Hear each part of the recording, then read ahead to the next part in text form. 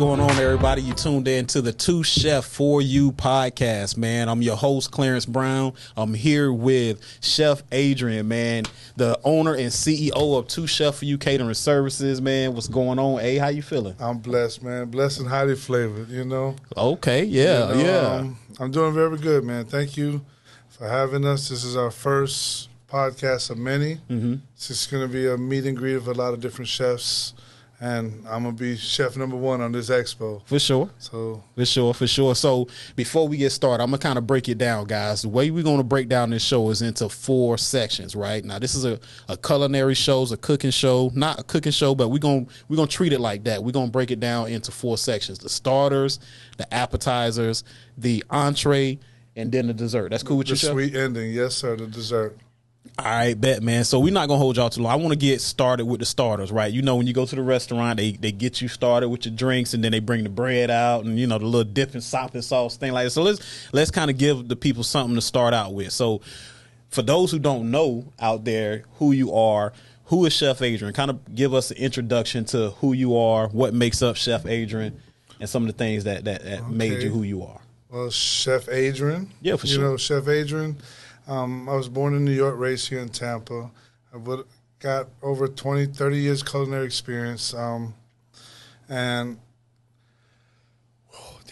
a little nervous, man. Nah, it's all good. Good. So, like, you know, what makes you you? Where did you start? Like, I know personally who you are, but everybody doesn't know your background, where you came from. I know you here in Florida, but aren't you from? I was born in New York, raised in New York. In Tampa. Yes, sir. So tell us about that, man. Yeah, I came to Florida early when I was about 10 years old, grew up here, and just decided that cooking was going to save my life, you know.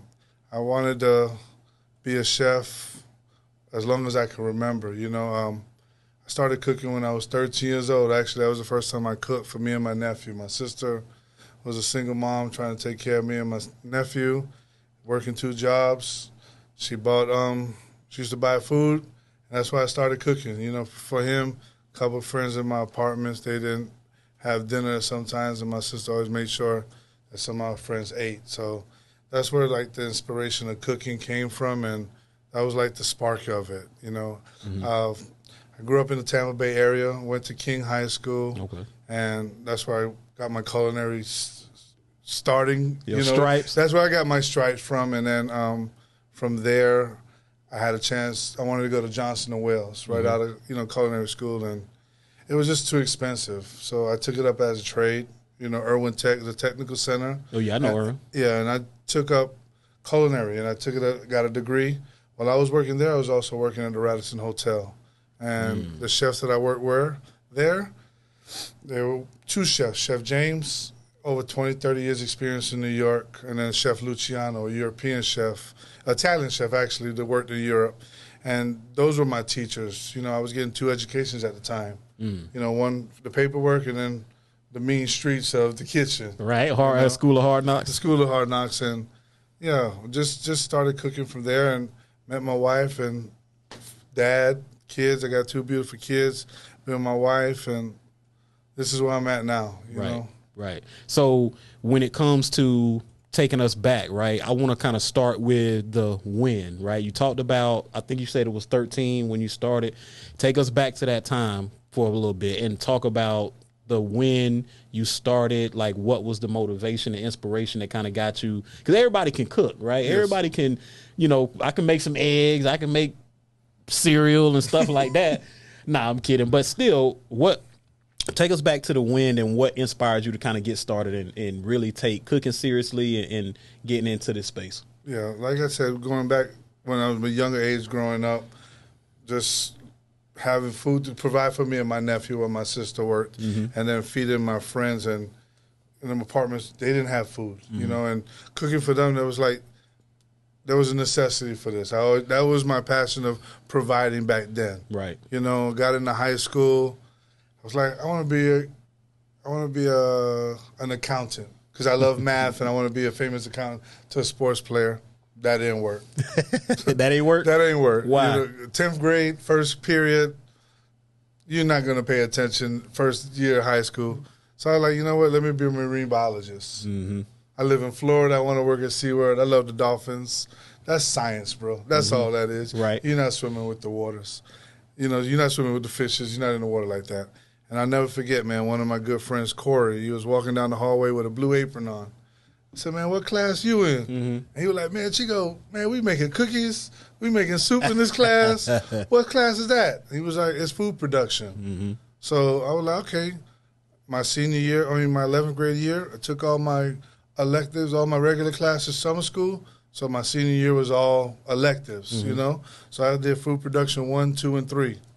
And I was like, okay, I can do this. And that's where it inspired me to be a chef, you know. And then, like I said, went to chance to go to Johnson & Wales, $45,000 a year. I couldn't afford that back then. Right. You know, so I went to Irwin, took it up as a trade, getting 2 educations, working in a hotel. And working in a hotel back then, you're working with old school dinosaurs. If you know the culinary field, dinosaurs are the old guys. Okay. The traditional guys that make food from scratch, you know, and they were dying out, or not dying out, but the fad was moving on of more faster cooking. So I was in the mean of both of them, you know, and I got the lessons. And being the baby in the kitchen, they kind of look out for you, you know, and they were like, hey, if you graduate school, we'll give you a raise. You know, we want you to succeed. And I took it from there, like, hey, this is my career. I met my wife from it. And it was like, hey, the kitchen to keep you out of trouble. The kitchen to keep you out of the streets. And that's what I did, you know. Right. I just went head first into this culinary career. My wife got pregnant. It's like, hey, let's get on the grind. My wife's a master hairstylist. She had a career. I had a career. Let's start this family. Let's start this house. And food did it. For sure. So let's round out the starter section, right? So give me a understanding of why, right? I look at your logo and I see 2 Chef for You. And honestly, I thought it was kind of play on words, right? Because, you know, when I'm hearing 2 Chef for You, I'm thinking of, hey, you're here to be my chef or you're here to cook for me. But you actually, you know, told me that it was a little bit deeper than that. Yeah, you know, right? Like people say 2 Chef for You, or I be chefing. Chefing is another term for cooking. So that's why I got it, 2 Chef for You, to cook for you. But also a little deeper meaning to that. It's me and my son. It's 2 chefs for you. Okay. You know, so usually when I do my caterings, there's always going to be 2 chefs, me and my sous chef or me and my son. But there's always 2 so we can provide for you. You know, it's a lot of service that I provide with my experience, you know. So it's just, yeah, that was my take on it. And, you know, people always say blessed and highly favored. You know, I switched it up and put an L, and I'm flavored, you know. And that's where I got it from, you know, blessed and highly flavored as well. I do this with my passion, bro. Like, I don't work on cars. I don't work on computers. This is my hustle, you know. And I tell everybody, this is my why. There's no better feeling than to provide food for somebody. You know, somebody telling me, oh, my God, that's good, you know. And I always thought about as a chef, as a provider of life. You know, you're cooking, people eat. You need to eat to live. Right. So that's it. And that's my why, you know. And a lot of people say, I don't cook for money because I know I'm going to get a paycheck. So I just seen the post recently. It was passion over, or it's purpose over passion. Over paycheck? Yeah, purpose over paycheck. Right. You know, or passion over pride. It was, I want this, man. Like, this is, and if you know me, people know how passionate I am about this. So this is it, man. I'm got over, like I said, trying to get to the next one. That's all. No, for sure. So, like, we now we done with the starters. You know, getting finished with the bread. I don't know if do you eat all the bread when it come out? No, or do it? Man, they do that on purpose, man. They load you up so you can't eat the entree. They say that's for you to drink more. I think I don't know if it was a bartender or it was a waitress said that they give you the bread because they actually want you to drink more, and then when you drink more alcohol, then you actually going to eat more because your appetite. Yeah, I mean, you know, bread sucks up the alcohol, gets to the bottom of the gut to hold the alcohol for you. But yeah, I'm saying it takes away space from the entree. That's what I know. Well, yeah, but it's a perfect play because I mean, if you think about Popeyes, if Popeyes sold alcohol, they probably sell the most alcohol because them biscuits so damn dry. Exactly. Right. Yeah. So think about it with the bread. That's what they start you like. Get you a little bit of bread. They damn near they give you a little bit of oil, not enough to really get you through the little loaf. But that's just to get you, your palate. throat is dry, and then all of a sudden now you like, man, listen, I might well get a martini now. Yeah, you know what I mean? And then it just there's a method spirals. to their madness. There's a method to their madness. So let's move on to the appetizer then, bro. Instead of saying what, tell me about the experiences that you've had, because when I met you, I knew you as a chef when I first met you, but I didn't know you had so much experience, man. So over 20 years of experience, I know you had a ton of different situations that you might have went through. Now, me personally, I've worked in a small restaurant here in Florida called First Watch. I don't know if you heard of it. Breakfast spot, $1 million bacon, straight up. Yes. Now the thing was, they say back in the day, if it's too hot for you, get out the kitchen. Yeah. And I didn't know it was really like that until I was cooking eggs at First Watch in the back of the house, and I'm over a huge flat top. Like, think about, we at home at a stove and it's just one iron or one, little flat top burner. But this whole, 16 by 16 is one huge hot plate. Yes, sir. And you worried about omelets and you worried about eggs, man, different temps. But also, it's different when you're working in the kitchen. It's a lot of experience. I'm not going to talk too long, but I want you to tell us about the experience over 20 years, like the differences being in different culinary spaces, like from being just a line cook to being a sous chef to actually catering to traveling. Yeah. Like, tell me about some of those experiences. Yeah. It's going on almost 30 years experience. If I worked in all aspects of the culinary. I worked in fine dining. I worked at hotels, restaurants, no fast food chains. I've never worked in fast food chains, business dining. And to early go back, I worked at Cheesecake Factory for a year. The busiest Cheesecake Factory, the one in International Mall, before they all opened. That's crazy. And that was, you can't say that now. You know how they feel about Cheesecake Factory nowadays, bro. Oh, yeah. But back in the day when Cheesecake was popping, Cheesecake was popping, and that was one of the busiest experiences I ever had. I never worked a line with 30 cooks. Wow. Literally 30 cooks on the line. It was Black Friday, the day after Thanksgiving, International Mall, and that was the busiest I ever seen. And I worked there for a year, and they made $15 million, and I worked there for a year. And my valuation came, and he gave me a 10-cent raise. So you made $15 million and all can afford me 10 cents. And this guy told me, hey, if you want to get paid more, you got to do a little extra off the clock. I'm not working nobody for free, man. So that right there, that was really short-lived, but I always kept the jobs. And after that, I had a chance to work at Malio's Prime Steakhouse, one of the premier steakhouses in the city. One of my friends had a job fair there. He invited me to it, and I wowed the owner. Started as a saute cook and went all the way to sous chef. And that was 6 years, and I got to cook for some of the most famous people in the city and in the country. The owner's best friend was George Steinbrenner, Bill Parcells, Dean Spano, Eddie DeBarlo, all these owners of football teams, Right. And it was cool. These were regular people that we had just treated like regular people when they came out to eat. So that right there was my first experience of dealing with a high-end clientele. Let me ask you, okay, give me a horror story and then give me a funny story of being a cook, being in a sous chef or a line cook, and all the areas and experiences you had. I'm trying to see what it really looks like, because I've been to Cheesecake Factory. I've seen through the little thing. I see all the cooks, but I don't really know what they're going through. Man. Give me a horror story. Give me a funny story. I can give you a real quick one for Cheesecake Factory. Like I said, there was one time it was 35, 40 cooks on the line, and I've never in my life seen French fries move so fast. We couldn't even put them in the coolers. We were dropping them right out the box into the fryer. It was one guy, I remember my homeboy Rico used to tell me, it was one guy who fainted on the line. He was always just spazzing out, and they were like, oh, he fainted, and just walked right over him and just kept on working, man. Bro. And it's like that. It's like that sometimes. Man, I got so many stories, bro. I can't even... Can I tell you a funny story? I'm listening. I used to work at a place called Krabby Bill's. I used to be a dishwasher, right? I used to hate dishwashing, and I was doing it because I was young. I needed the job, and man, it was so hard on me. I ended up quitting. A couple of weeks later, man, I'm like, man, I need some money, blah blah blah. So my partner worked there.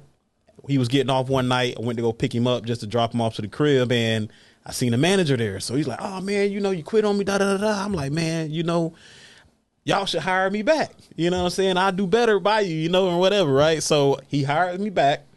Man, 2 weeks later, I quit again. Yeah, exactly. Well, that dishwasher land is a whole different animal. The whole thing back there. That's why I'm like, so tell me a funny story. Funny story. When someone says they're getting off the line, hey, I'll be right back. Mm-hmm. There's one guy who told me, hey, I'm going to go to the back and get tomatoes. No, tell me. He still ain't ever come back. So from now on, you learn when people say, I'm getting off the line, hey, leave your car keys. Because we had people walk off on us so many times because people tell you when they come in they can work, and then when you see it get down, not everybody can get down when it comes down to it. Let me see. All right, so while you think about that, I'm going to take us a little bit further into some of the leap of faith stuff, right? And kind of dip into the entree a little bit. Okay. And want to talk about the leap of faith as far as like where you are right now, right? Yeah. That funny story, it'll come in a second, but I want to kind of talk about what motivated you to kind of step out on faith, because to have your own business and to go through kind of like the ups and downs and the uncertainty, not everybody built for that. Yeah. But at the same time, I know it's things that when you working in a corporate space that can be a little bit challenging too, to where it's like you almost telling yourself like, I'll be better off working for myself. So like taking that leap of faith, what was that like? Kind of tell me about what that was like in terms of the transition, and then what motivated you to do it overall and make the decision. Like I said, after 20, 30 years of working for somebody else for so long, and then you're not appreciated. I've done a lot of time in these kitchens, and then it just came to fruition, COVID. I was working for a meal prep company, and I helped this guy start his business. And at the beginning of it, I told him, hey, I'll help you with your dream if you help me with mine. Mm-hmm. And at that time, my dream was to be in charge of people's paycheck. There's no better feeling than being responsible for somebody helping pay their bills. Because of you, chef, I can pay my rent. Because of you, I got food in my refrigerator. That's cool as shit, bro. And I was doing that with somebody else's money. Eventually, God will bless me with a chance to do it with my money, but I was doing it with somebody else's. And I helped this guy go from 180,000 to 6.9 million in 2 years. Wow. A valuation team. It's like, hey, I'm helping you. We went from 1,000 meals a week to 80,000 meals a week. So I see this guy making money, bro. And I was the highest culinary person in the kitchen.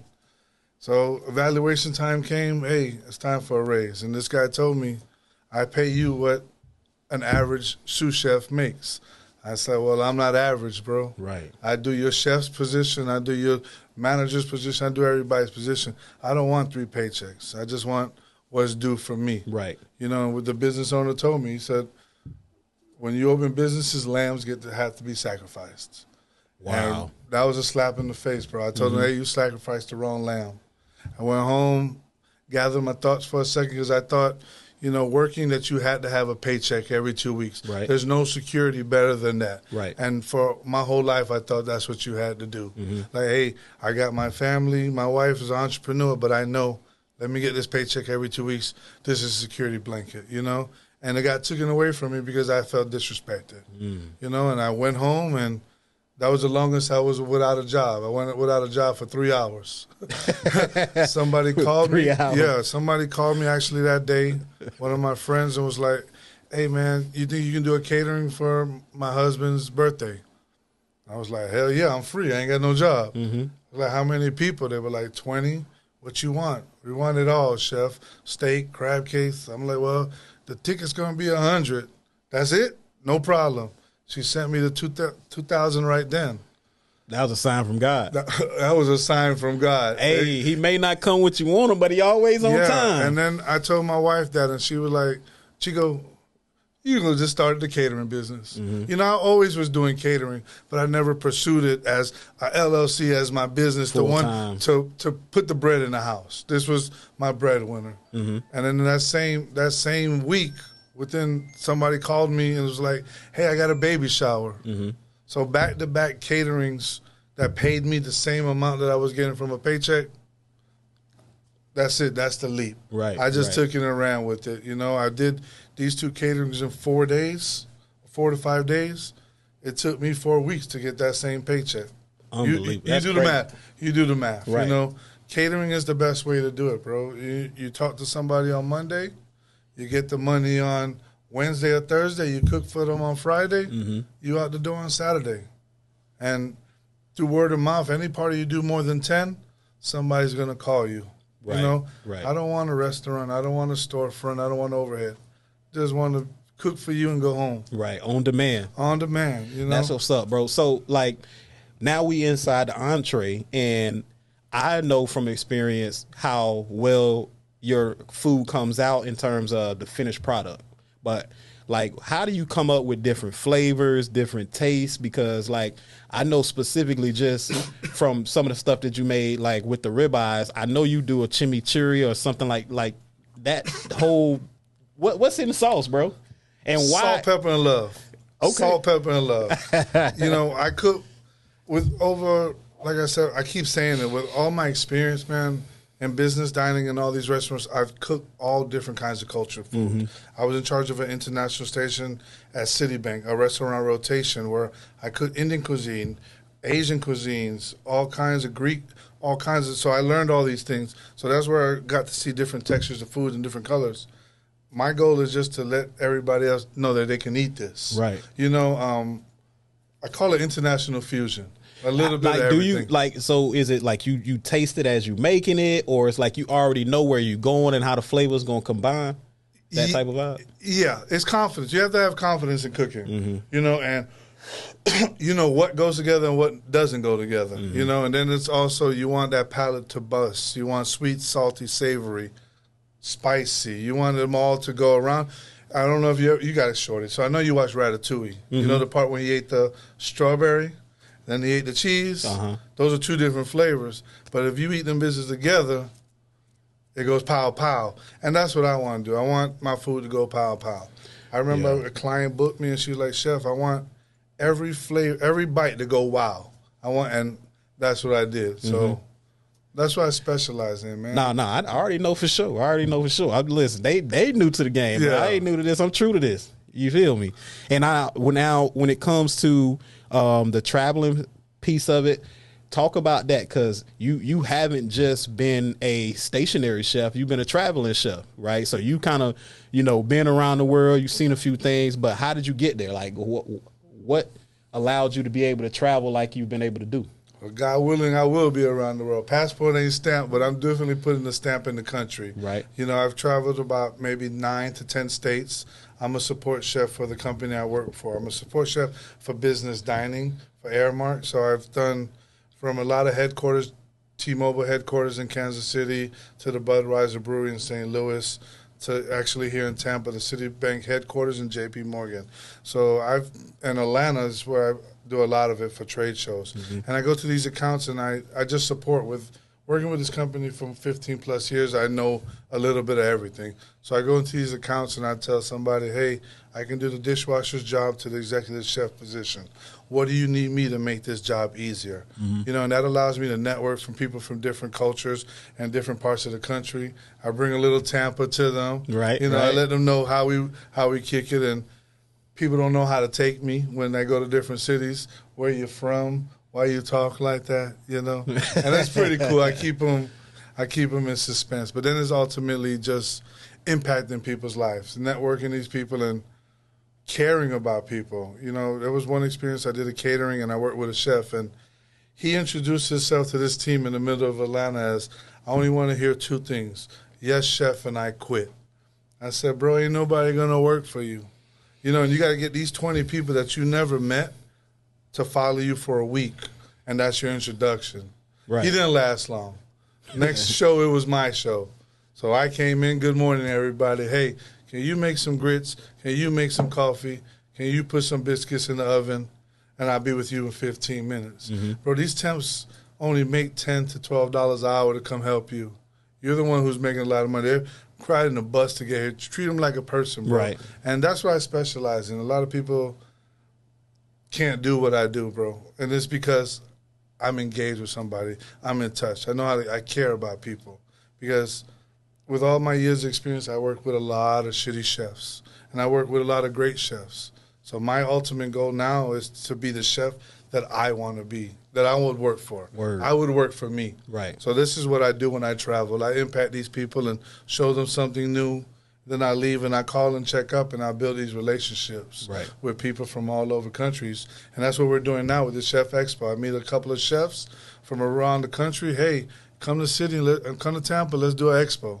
So that's what this is. This is the birth of what I'm trying to do eventually. Right. And it's crazy because as you said that, you know they're saying that they say people work with people they like, not always people that can get the job done. Like, I'm willing to train somebody who that might not know anything if they got the right energy, they have the right like mindset. And if I meet somebody that's an asshole, but he has all the qualities and experience I might need, I still might take someone over him just because I don't want to deal with, you know what I'm saying, his mess, his BS, you know what I mean? And that kind of made me think about that. But you spoke on the expo, right? So you kind of segue me from the entree into the dessert, right? Which is the expo that you have coming up on the 23rd. So tell us about that. What are we going to be able to expect when we come in? Me and the wife, you know, we're going to be in attendance and definitely going to have to get some of these, you know, different things from the stations that you're cooking and that you're preparing, but give us a visual of what we can expect when we come in on the 23rd. September 23rd, Avenue Blue here in Tampa, South Howard. I'm going to do a Chef Expo. It's going to be a meet and greet, chance to showcase some of my culinary favorite things to do. Like I said, I'm a caterer, so what I want to do is just give you a free, not a free sample, but a showcase of some of my foods. Mm-hmm. I'm going to have a tapas table, just different appetizers and salads, from tacos to meatballs to tapenades to different crostinis.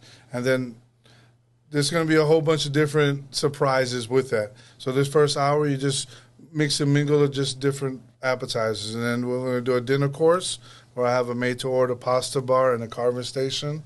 I have my team carving made-to-order slices of salmon, guava glazed pork loin. I got some blackened steak with a chimichurri, you know, and then I'm going to have a made-to-order pasta bar. And then we're also going to end with a couple of sweet treats. I got a couple of surprise desserts. And also in the evening, for every guest that comes in, they're going to be nominated for a raffle. You know, I'm going to have a 3-tier raffle. Third place, you get $25 gift card to Publix. Mm-hmm.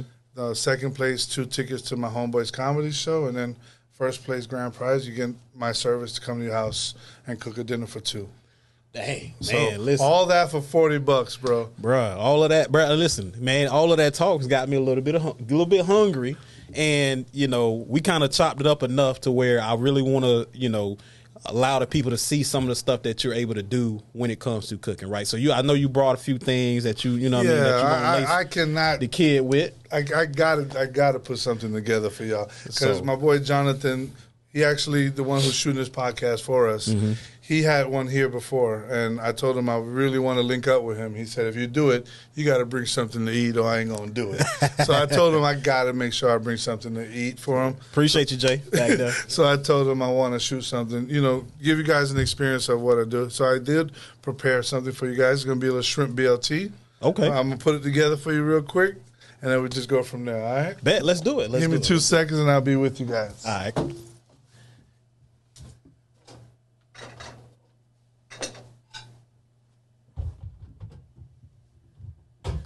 You got the whole hot ready, plate man. set up. Like I tell everybody, you know, I specialize in catering, and I tell everybody I cook from the trap house to the penthouse. So wherever you at, and I literally cooked in the trap house, and I literally cooked in the penthouse. Come on, man. Listen, man, where y'all gonna find a podcast where we gonna chop it up, give you some game, and also cook for you on the spot, man? Ain't no chefs doing it like this. Nope. Listen, everybody's doing something, but ain't nobody doing this. So that's my lingo. You know, everybody has their lane. Everybody has their niche. Man, boy, you got the shrimp on demand. Play, man. Come on, cuz. People eat with their eyes. So, yeah, we ain't hear the bullshit, man. Listen. You show me a podcast that's doing this, man. Bro, when you said shrimp BLT, I was just thinking, man, you had a few sandwiches in the back trunk that you was going, what's you a know. BLT? What's a BLT? Bacon, lettuce, tomato. That's it. You can throw whatever you want in there. So here goes your lettuce. Here goes your lettuce. Yeah. So I literally cooked in a parking lot. I cooked a little bit everywhere, man. So, and I'll pull up on you. You want to cook on the beach, Presser Lady? That's what I specialize in. I specialize in couples dinners. I can cook, but my ultimate goal is to do ultimate dinners. You know, Tampa's #1 interactive dining experience.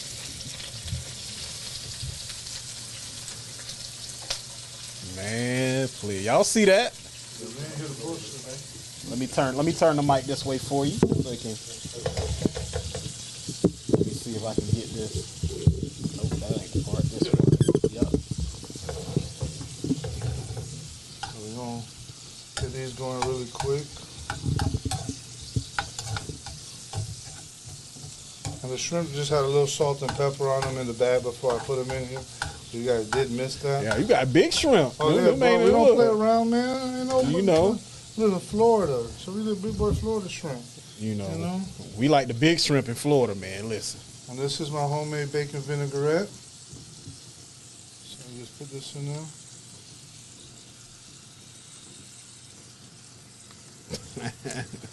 Come on now, you setting the standard high now. We bring the next chef in, like they gonna have to cook something for us next time. Everywhere you bring it, I ain't mad at it. I'm not mad at it. I'm just bring it every time.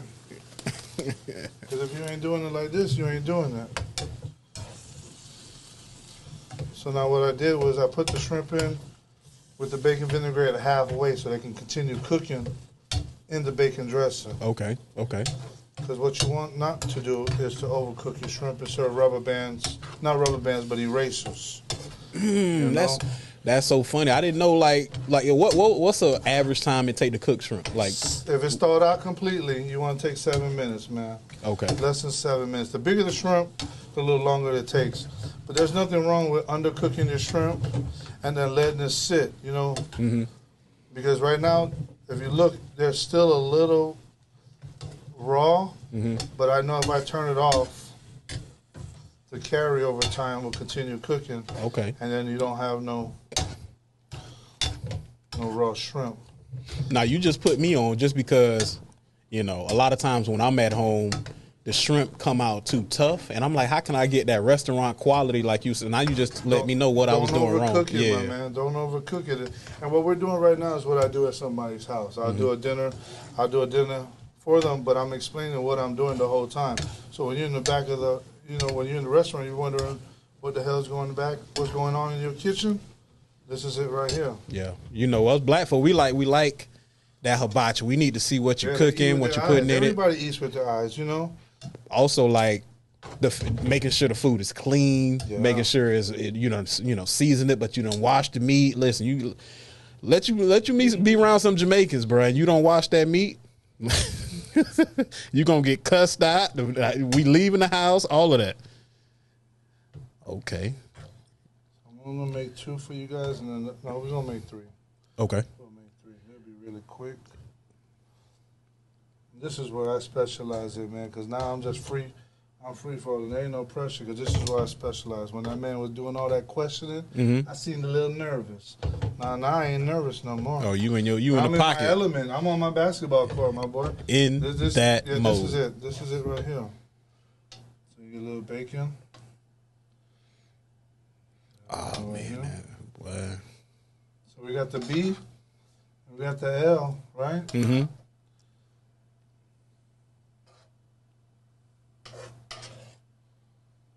Look at that.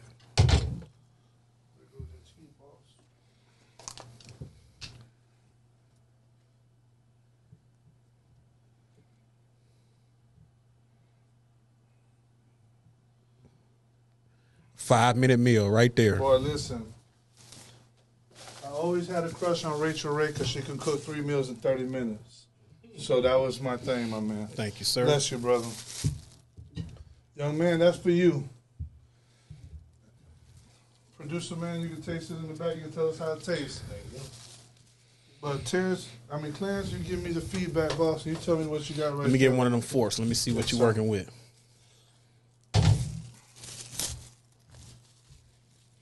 Gas. Touchdown. All right, now you my boy, but I'm gonna let you know if this ain't it now. Honest opinion, my man. I'm not your boy right here. You pay for it. I'm gonna let. All right, now we gonna see. You pay for appetizer, and you're gonna enjoy that. I don't want to embarrass you on on the podcast, but I gotta keep it 100 with you. So here we go. That's what this podcast is. Always 100. All right, so let me see. Let me get a piece of one of these scrumps too in the bite. Get the ultimate bite. All right, so here goes nothing, y'all. Let me see what we got going on.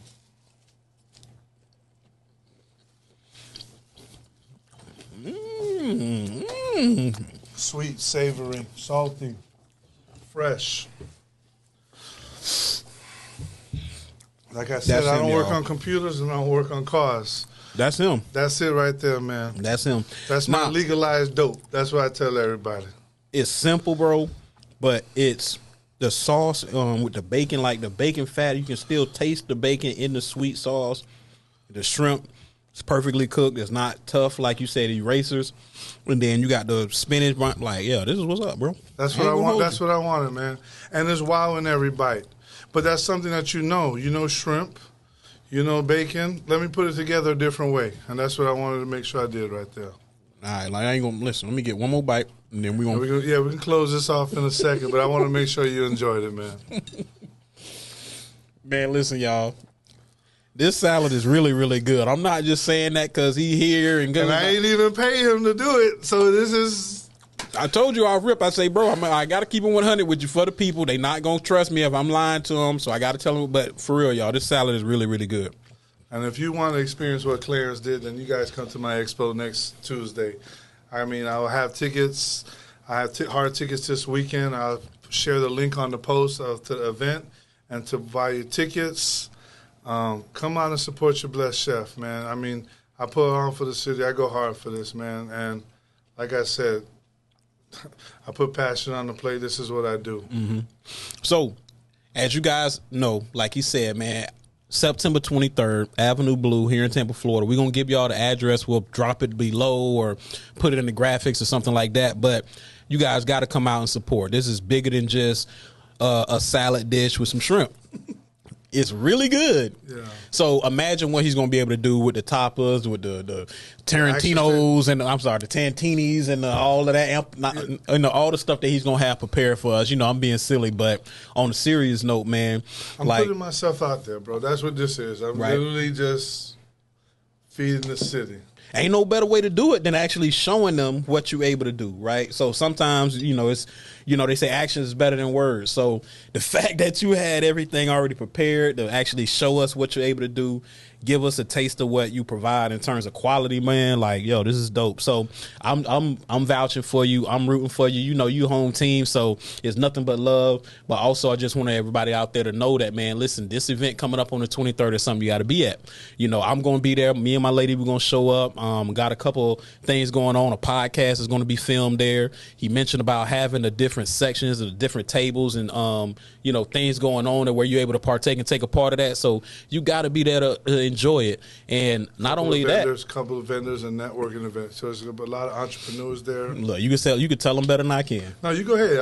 I tell them. Like I said, seriously. It's also a networking event. You know, a lot of entrepreneurs, a lot of business owners, and a lot of avenues to get yourself out there. You know, it's one of many. This is the beginning of a lot that we're going to put out. So hopefully we knock the city out with this one, and then they go and say, hey, feed the city, let's do the next one. Yep. But we definitely going to be here to support you, man. Come out and support, man. And this is the Two Chef For You podcast, CEO, owner, Chef Adrian. We call him Chef A-Rod. We call him Chico, actually. But, professionally, he's Chef Adrian.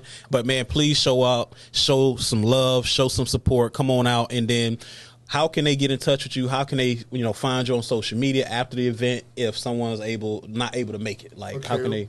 I'm launching my website, so I'll put the website in the link, tochefforyoucateringservice.com. So I do have a website. My Instagram feeds are Chef A-Rod 312 and Two Chef For You Catering Services on Instagram.